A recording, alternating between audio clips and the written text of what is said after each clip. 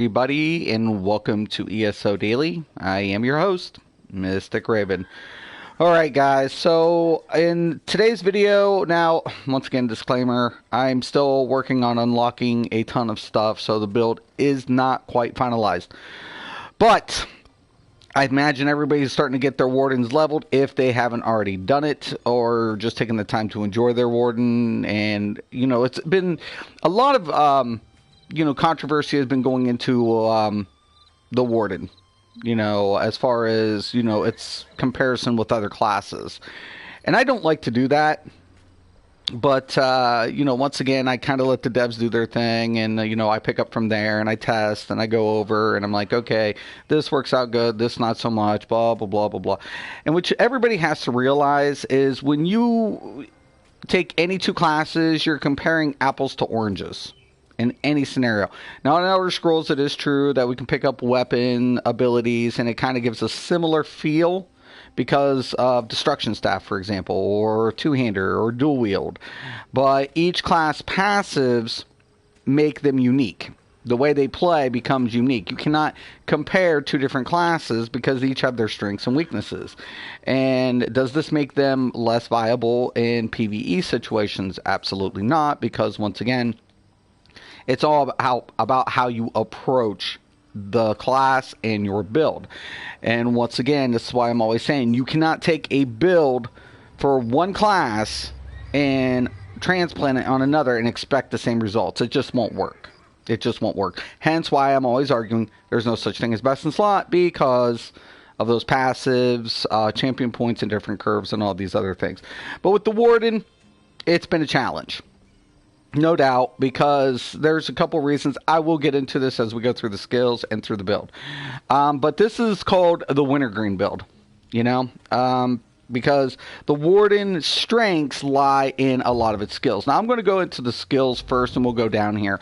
Now, mind you, I'm still unlocking, and this is the big thing. But I want to go down to advanced species, guys. Now, this is very important here to remember, because this is going to get bumped. This is basically kind of like the Sorcerer's passive. So I'm going to increase my damage for each animal companion ability slotted, right? So same thing with Sorcerer, it increases the damage for every sorcery ability slotted. So I want you to kind of remember that, right? So for every animal ability I put on, my damage is getting boosted, right? So that's kind of where that lies. Now I want to go to Winter's Embrace and go down to its last passive, increase your Magicka and Frost damage by 6%. So the Warden isn't going to be using a lot of Inferno or Lightning Staff abilities. If you do that, you're kind of gipping. Now, I am on a High Elf, which kind of gives me the flexibility of using Lightning Base and pairing that with some of the animal abilities. But here's the deal. Here's the problem. There's only like a few of these abilities that really can push out a decent amount of damage. Now, I am going to be leveling up my Crystallized Shield because it has a morph that when I'm dealt damage, it redirects ice shards back at the attacker. And for PvE, this is really good, especially in mob situations, but single target, not so much. But I'm still going to level this up. You can think of it kind of like the Hardening Ward for sorcerers, if you will, with a redirection of damage. So I kind of like that. But Frostgate, it has its applications, but for a DPS rotation, you're not going to use it. Arctic Wind, once again, really cool for the tank builds, but not going to use it. But Winter's Revenge is really great because it has a nice AoE effect and it scales off max Magicka and spell damage. I'm not going to be using Frost Cloak, but Northern Storm I will be slotting. Ideally on this bar, on my solo target, I'm working on getting my Icy Comet. I want to maximize on that, but right now I had Northern Storm on both bars. So keep that in mind when I'm showing you this build. But this is kind of, it's limiting. I wish they would have taken like Arctic Wind and applied a DPS ability to it, and that's it. Just doing something with Arctic Wind to give it maybe a morph that, redirects an AoE effect damage. Something like Hurricane, but they didn't. So it has limitations, guys, and it really does. But it's still really nice because, that's a boost. It really is. So you have to understand the limitations here. when it comes to the Warden, especially with your build. In Green Balance, we have nothing that really offers anything towards, maximizing damage output. So that's what the challenge is. But this is what I've decided to do with my build. Now I'm going to get in my character sheet. Keep in mind my Undaunted passive isn't unlocked. I'm still, fine-tuning this build. So bear with me, and I'll go through it. I didn't change any of the allocated attribute points from yesterday. Once again, I would like to keep around 20k, but with the Undaunted passive and everything, I should head up around 19.5 after this build is done. And then I can fine-tune it. But to the left, at the moment, I have Magicka at 54, health at 10, and of course, I'm running the Apprentice Mundus.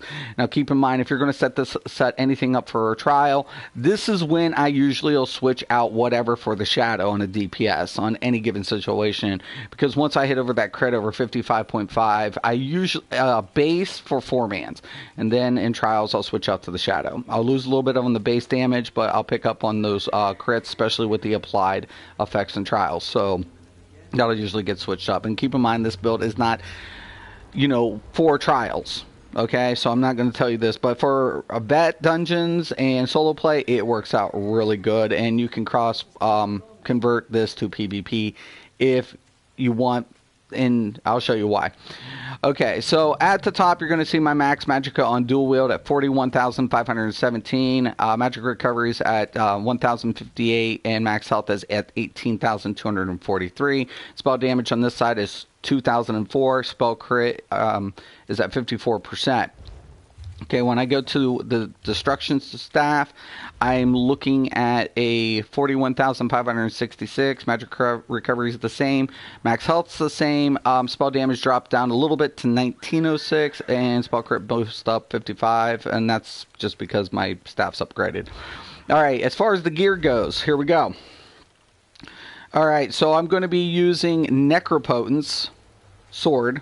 Precise. These are both precise. Now, I have the Yazgramar axe, and that's supposed to be a sword precise. You can use sharpen if you want to get a little extra pen. That's fine.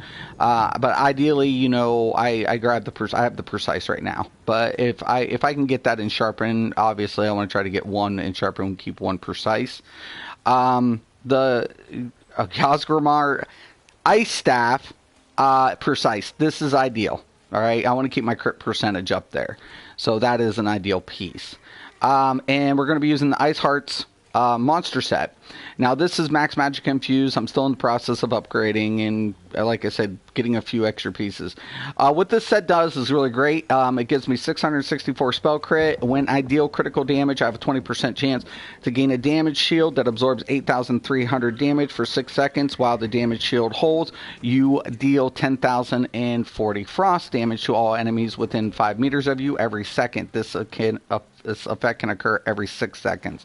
This is really great. I love this set for the Warden. Love it. Love it. Robe of Necropotence, we all know what it does. Max Magicka, Max Magicka, Max Magicka. While you have a pet active, your Max Magicka is increased by 3,907 4K if you get all the gold jewelry and shit. Ice Heart's Pauldron Heavy. So this is medium, and this heavy. I want that to maintain my Undaunted passive bonus. That'll increase all my stats by 6%. Right now I have my Impen. I thought I had my Divine. I can't find it. I'm searching for it. I might have to be doing dungeons to try to get this heavy Divine. So I'm just needing this in heavy Divine. I'm also using the Yazgramar Sash Divine, Glyph Max Magicka, the Yazgramar Gloves. And if anybody doesn't know what this does, this gives us spell crit, Max Magicka, spell damage, and 386 spell damage to all my cold damage abilities. This is my constant, right? So I want you guys to know that this is my constant on my staff and my dual wield. And when I go to my dual wield, I'll show you guys the tricks. Necropotence Breachers Infused, Max Magicka, and Feet of Yazgramar Shoes Divine, Max Magicka. I have my Necropotence necklace, Magical Recovery, Yazgramar Ring, spell damage, and Ring of Necropotence, spell damage. Okay, so pretty much that's what we got for the gear. Now, when we go to the skills, This is how we're going to set up our rotation. This is the Destro side, and it's, you know, a frost staff. We're using the Fletcher Infection. Okay, it's going to unleash a swarm of Fletcher flies to relentlessly attack an enemy, dealing 17,070 magic damage over 10 seconds. Every other cast deals 50% increased damage. I didn't opt for the other one. The reason being, this is very important. Every other cast deals 50% increased damage, right? I want to keep this ability slotted because of this passive. Now, mind you, it's going to get a boost. Increase your damage done by 1% for each animal opinion ability slotted. So what this does for me is it increases the damage of my other effects, right? And when I have this slotted. Also, the Northern Storm is going to stay on this side because that's increasing my max Magicka by 8%. So I'm not going to be able to use the Necropotence on the staff side. So I want to go ahead and maximize my magic pool and increase my damage of my effects by slotting Fletcher flies, and then on single targets I can go ahead reapply the second one for the dot duration to increase. Okay, Winter's Revenge. Skewer enemies with icy shards, dealing 2,364 frost damage at target location every second for 12 seconds and reducing their movement speed. So this is a AoE dot effect. So once again, I'm just going to go ahead and lay it down, and it makes it really nice because I can be at ranged and still apply this effect. So I love it. Unstable Wall Frost, we all know that we use Unstable to layer our AoE effects, so nothing changes there. Also, I use the Pulse. I like Pulse on a lot of my Magicka DPS. The reason being, it goes ahead and reduces their max health by 10% for 30 seconds. And that to me is really great. Plus, if I'm in an AoE effect and all my rotations down, I can use that as spammable. All right. Deep Fissure. Okay, so my single target on my dual wield is going to be... Now, here's another thing, guys. I don't have my dual wield unlocked yet. And that's another thing that's going to happen, because when I get Twin Blade and Blunt unlocked, for each sword, I'm going to increase my damage by 1.5. That's going to be a 3% increase to all my damaging effects on this side. That's why I don't really care to have the Northern Storm slotted. If you want to, you can. But I really want an Icy Comet because I want to maximize that. Because when I hit my Blue Betty, I'm going to get the increase from the Necropotence. So the drop-off from the Northern Storm isn't going to be really a factor, because the Blue Betty's there to bump up my single target damage and basically increase my Icy Comet's damage because I'm a Warden. So I'm going to be using Deep Fissure. This is going to be a delayed effect. This is going to be my first thing I proc on any type of my rotations. Now, I'm still trying to fine-tune my rotation down to a precise science. I know my rotation. I'm just trying to get it locked in. You know, it's just a mechanic thing, you know, getting more accustomed to it. But Deep Fissure, it's always going to be my setup. Boom, boom, boom, and roll it out. Now, I do not need... Now, as you guys can see, I don't have my Degeneration. Typically, I use Degeneration for a builder because it does a damaging effect, and it gives me what Blue Betty's already going to give me. So I don't need it because I'm getting major sorcery from the Blue Betty. That's why I usually use Degeneration as a builder, because I'm getting that major sorcery. But my friend pointed out, well, you don't need both slotted because it's not going to stack.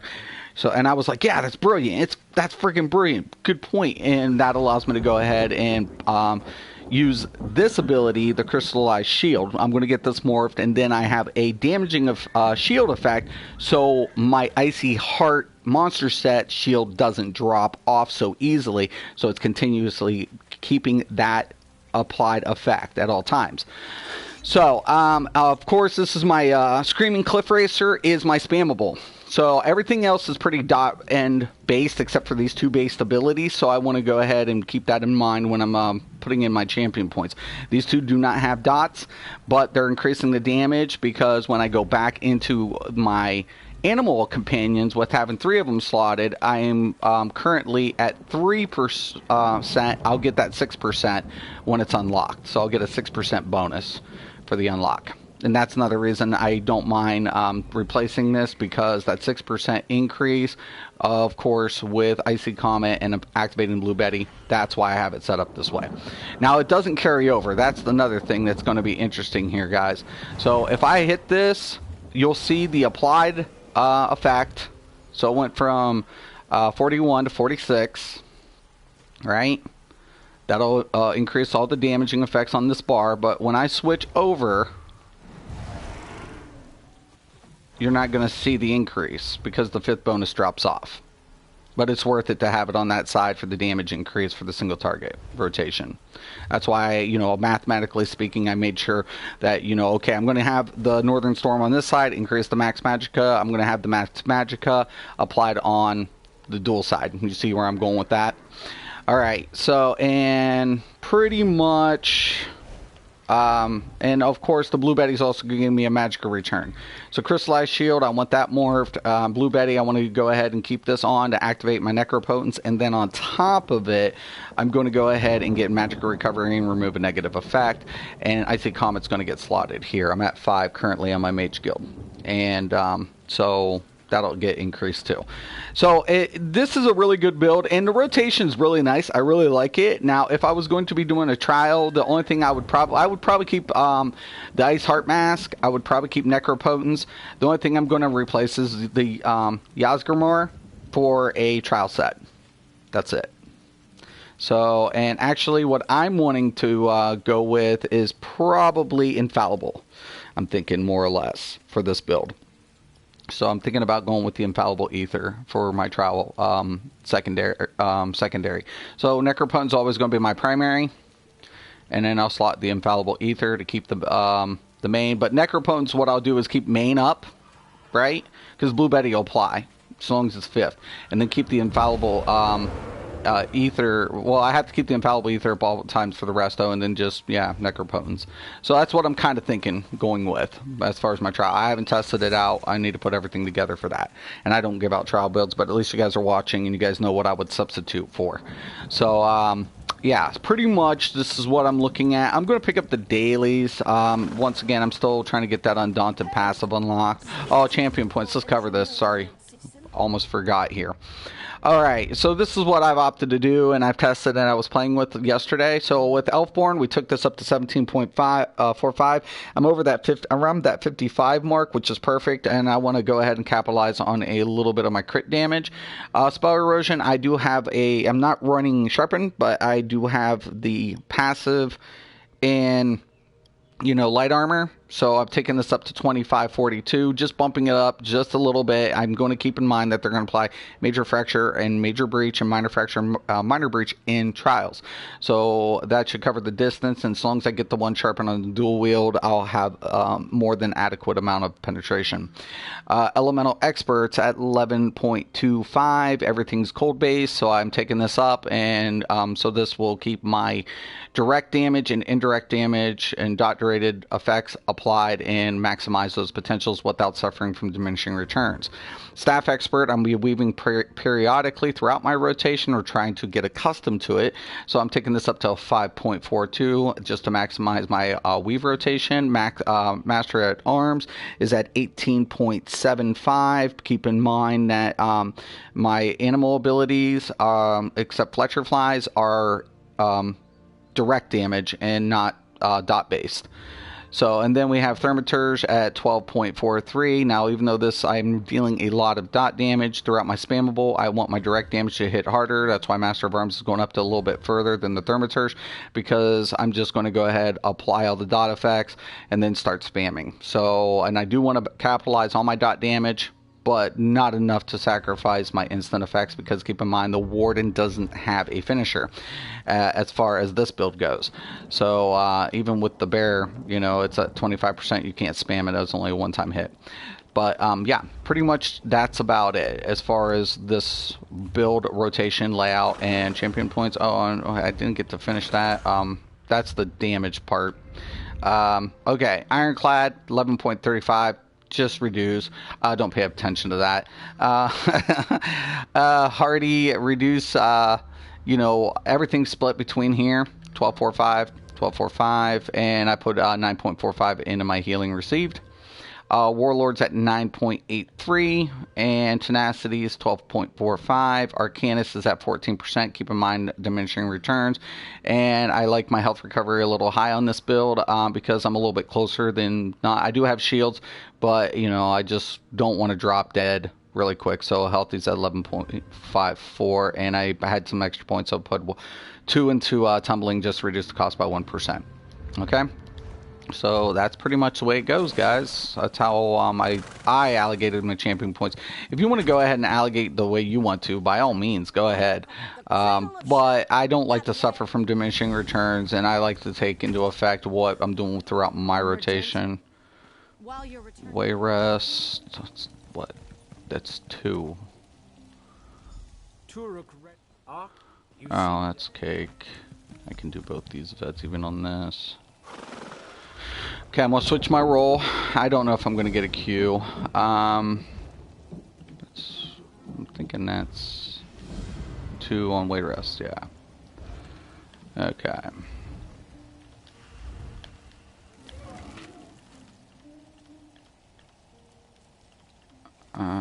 I don't, like I said, my health's a little low. Typically, I don't like to go in, but since I got shields, I don't mind as much. But even with shields, I wouldn't go under 19k typically. Arcscarinium. Where am I passing it? I know I am. Oh, maybe it's about right there. Alright. And I'll kind of go over some of this rotation while we're waiting. I might get a Q, I might not. It is early, and usually healers and tanks get instant Qs. DPS, and not so much.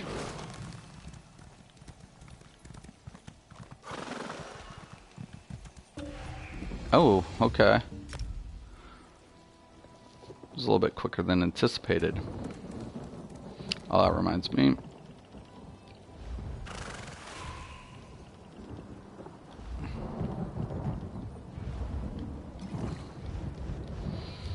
Okay, while we're waiting and whatever else have you.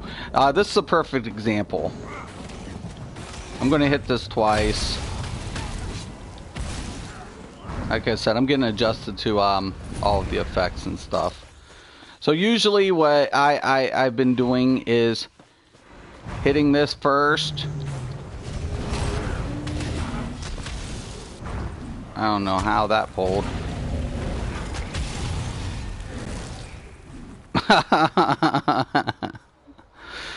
It's like the ads are like, oh, we seen him. But trying to keep the shields up. Shields have a duration. Blue Betty, but I'm trying to go through the AoE rotation. AoE rotation, I'm not too worried about the Blue Betty. Unless I'm needing my regen. I want to try to keep it up at all times as much as possible between my switch. Like I said, I'm trying to get more adjusted to timing everything. But it works out really good. We were playing with it yesterday.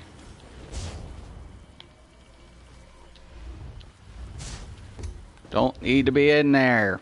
Well, I hate the auto thing. Yo, man, can you guys do it? That's not, I don't think that's ZOS. Really, I don't think that is anything to do with ZOS.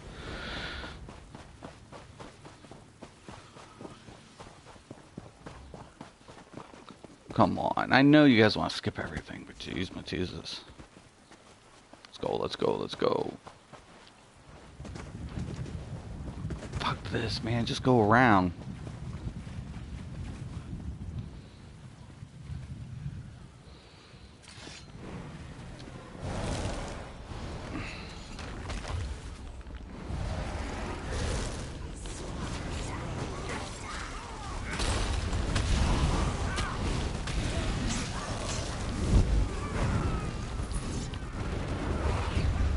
Major thing to do on your arrest though is try to weave in when you can.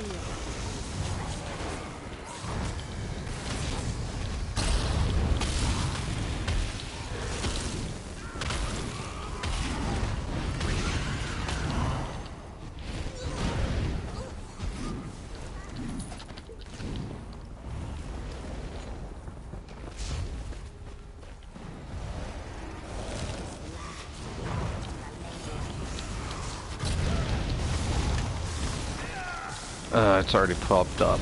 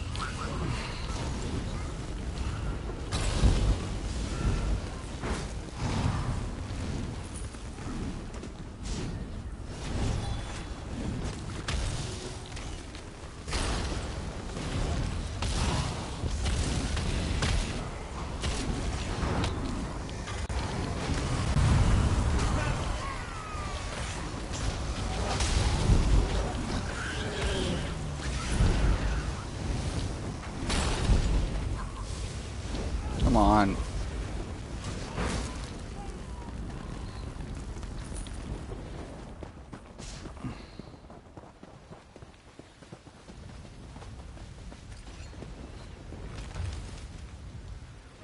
There's a chest.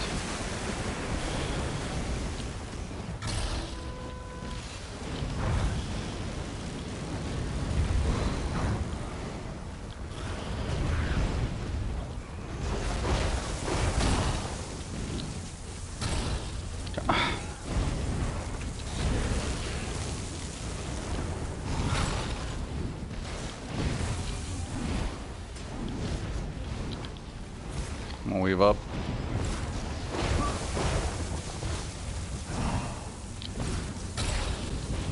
What? Get off me!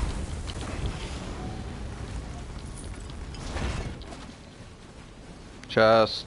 Chest. Yo, man, chest.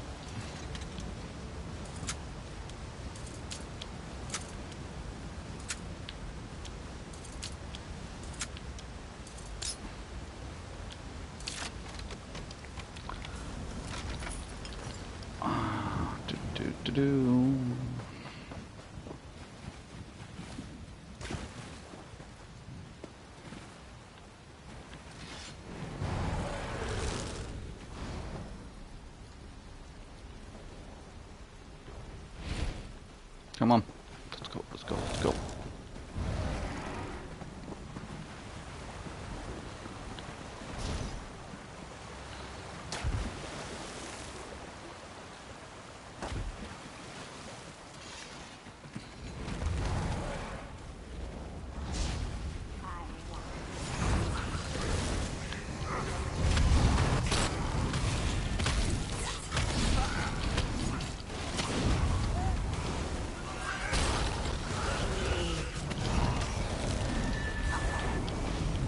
Ah!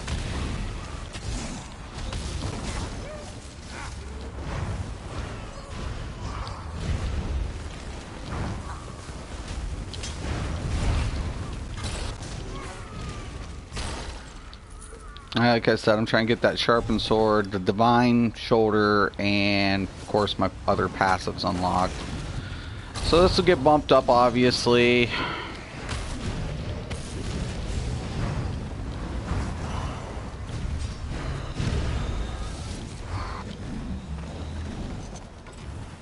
Oh shit, I forgot to empty my bags. That sucks. Hold on. Yeah, I got a bunch of this shit.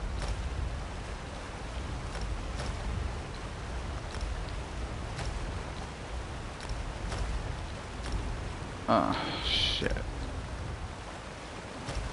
There we go. That should be good.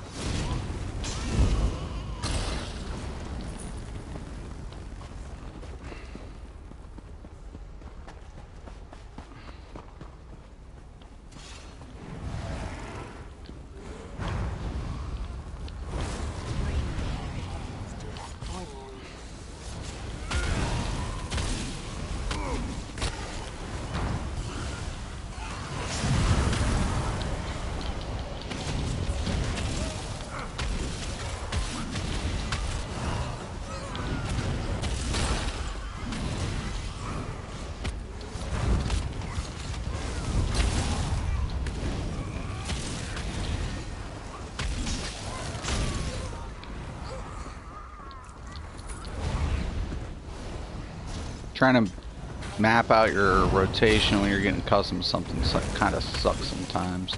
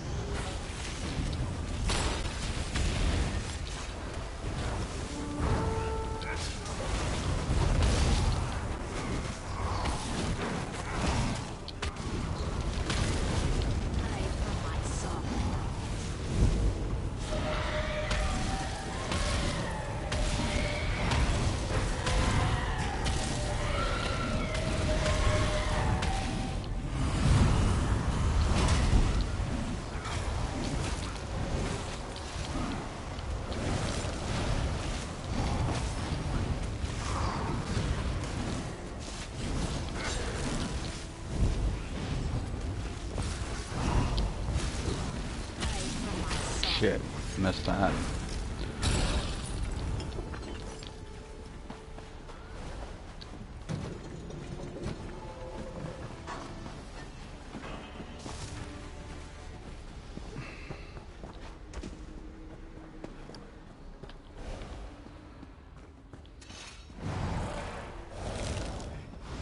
Another thing, try to not let the Betty drop. It's a big time difference. I'll show you guys. And I've been doing it, like I said, I'm just getting accustomed, but I'll show the difference on each hit real quick.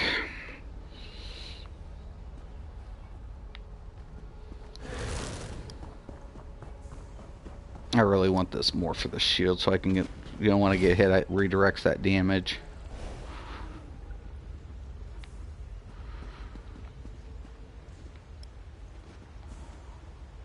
Okay, Betty dropped off. It's going to be a perfect opportunity to show you guys. Okay. Just going to hit one target here. Okay. See that? Hold on. Now when I hit the Betty...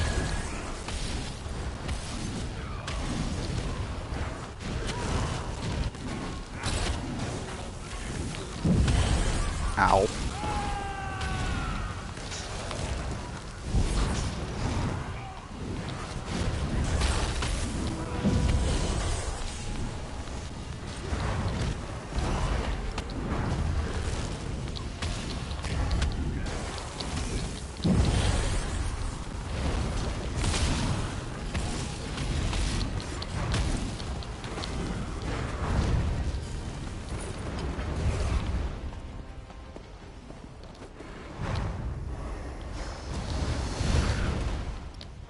See?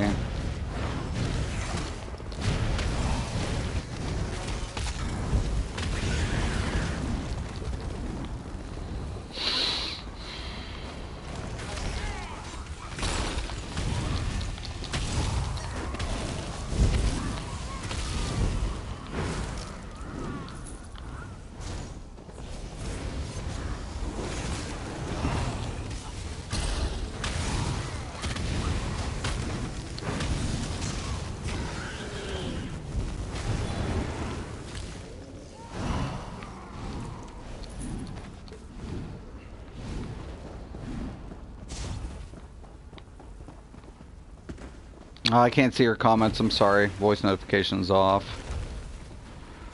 Alright, pop this potion right here.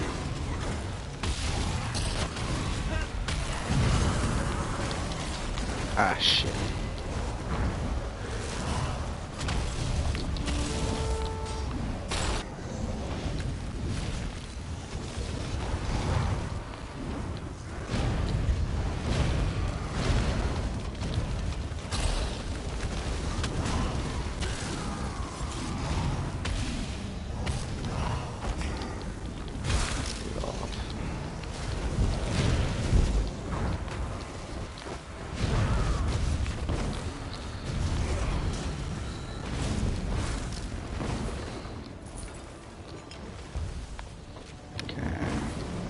Destroy more shit.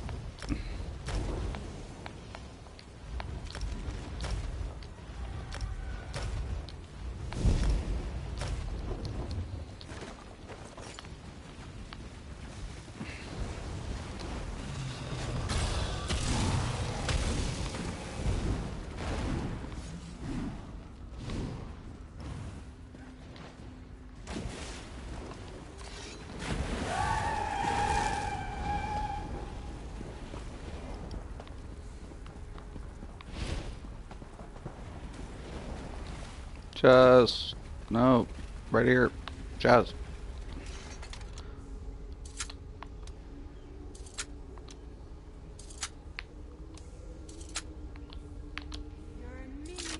No broken key. Yay. Bullshit. That's all bullshit. Fuck that. Oh, scroll. Yes. Hit it.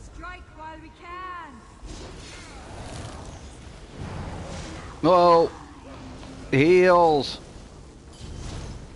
Ugh. I'll be your opponent, Rex. Great.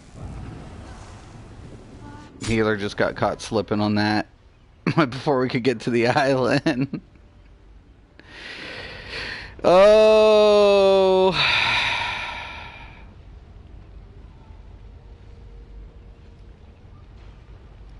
I should have done a ready check.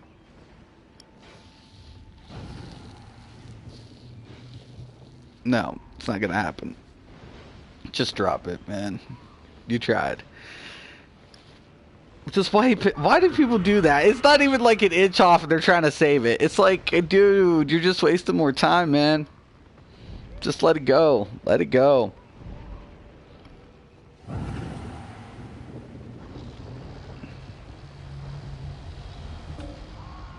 Dude, really? Fuck this. Oh my. Dude, I can't even walk, man. If I try to... We're not even on the island. Stop rezzing people. Stop. Yes, we know you got shields. Just die. No, just die. Thank you. Oh my god.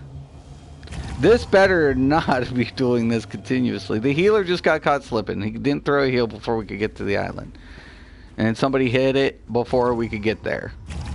Not smart play.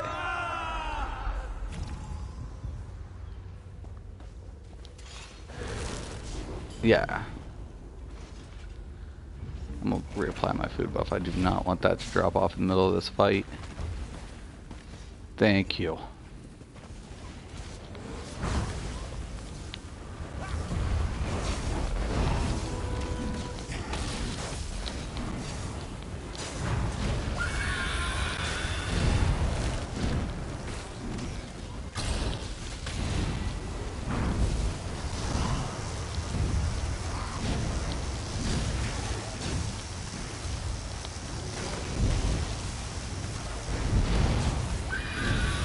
Start weaving up.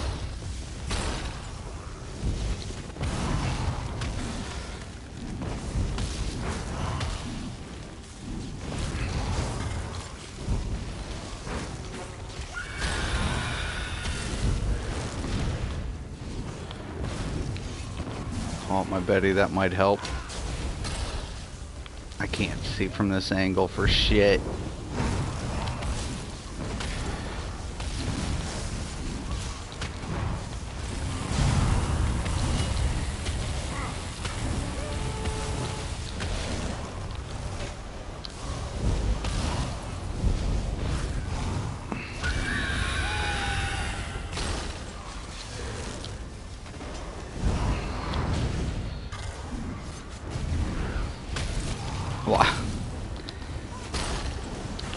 Well, I think damaging is not my problem in this game. Oh my god, this is bullshit.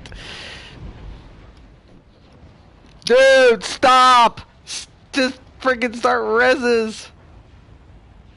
Sork healer. Yes! It's a Sork healer! Oh my god, he wasn't paying attention to what was healing me. He's dead. Dude, that is so badass! Okay, move this thing so I can get this dude up. Where's your matriarch, though? You're not healing enough. Where the fuck is your matriarch, you dumbass?